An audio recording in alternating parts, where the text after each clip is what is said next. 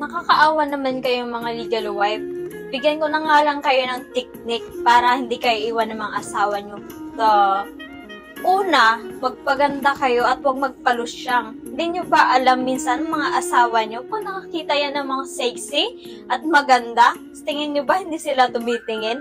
Hindi nyo ba alam tumitingin yan sila? Pag talikod nyo, wala na. Pag nakalabas yan sa hawla nyo, huwag kayong makampante na maging loyal yan sa inyo. Kasi pag titingin pa rin yan sa iba nasa iba na sexy na kagaya ko. Kaya, huwag kayong magpakasiguro na loyal pa rin yan sa inyo. Pangalawa, huwag kayong magpalusyang-lusyang at magpaganda kayo. Sino ba naman gaganahang asawa kung ganyan ang itsura nyo? Hindi kagaya ng mga kabet, kagaya namin, nag-aayos kami, nagpapaganda, nagpapabango. Hindi kagaya nyo, ang baho nyo na nga, di pa naliligo. Kaya kayo magpaganda kasi hindi na kayo kaya ayong tingnan ng asawa nyo. Ayaw lang nilang sabihin sa inyo kasi ayaw lang nilang masaktan. Hindi kaya namin mga kabet, nagagawa na namin. Sinasabi nyo pa lang, nagagawa na namin.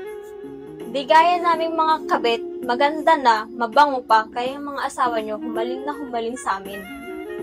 Ito, pangatlo ha, ito ang pinaka-importante. Maghugas kayo ng mga tilapia nyo para di nangangamoy, para hindi naman nasusuka yung mga asawa nyo. Hindi gaya namin, mabango na, fresh pa, kaya sumusunggab agad yung mga asawa nyo at sarap na sarap. Ganang-gana talaga sila. Kaya kayo mga legal wife, huwag nyong hayaan mabaho yan sa inyo.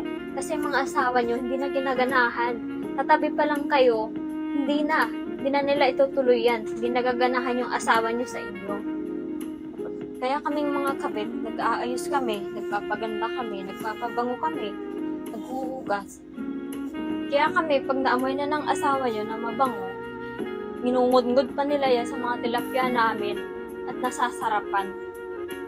Kaya mga asawa nyo nangangapit kasi hindi nyo napupunan ang pagkukulang nyo sa mga asawa nyo. Kaya kami yung pumupuno sa pagkukulang nyo. Kaya kami ang gustong-gusto ng mga asawa nyo. Pag di na kayo naghana-hana ng asawa mo, magtaka ka na. Baka nasa kabit niya yan. Siyempre, dapat tinatanong nyo din yung mga asawa nyo, ba't hindi na sila hot at hindi na sila parang wala ng gana sa inyo. Pag wala ng gana yan sa inyo, may kinalulukuhang iba yan. Kaya kayo mga legal wife, kaya huwag kayong galit na galit yan na parang wala kayong pagkukulang. May pagkukulang din kayo sa mga asawa nyo na hindi nyo nakikita. Yun ang mga tips ko para sa inyo at na malaman nyo naman. Ayan na, binigay ko na yung mga technique sa inyo para hindi kayo iwan ng mga asawa nyo.